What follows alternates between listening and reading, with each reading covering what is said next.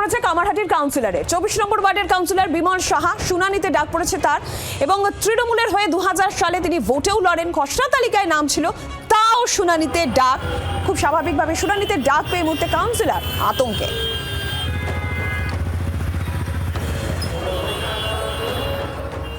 আমার ভোটার লিস্টে নাম নেই, অথচ আমি 2000 সালে আমি সর্বভারতীয় তৃণমূল কংগ্রেসের কামারহাটি পৌরসভা থেকে আমি প্রার্থী ছিলাম।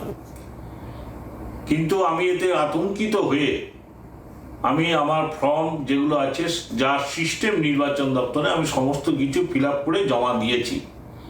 কিন্তু তারপরে খসড়া তালিকায় আমার নাম বেরিয়েছিল। কিন্তু গতকাল হঠাৎ দেখতে পেলাম বিওলো আমার বাড়িতে একটা হিয়ারিংয়ের একটা ফর্ম দিয়ে গেছে, কাগজ দিয়ে গেছে, এবং খসড়া তালিকায় নাম আছে। কিন্তু অথচ আবার বলছি, কেন হিয়ারিংয়ে ডাকলো? বারবার নির্বাচন দপ্তর কেন বারবার এই ধরনের ভুল করছে?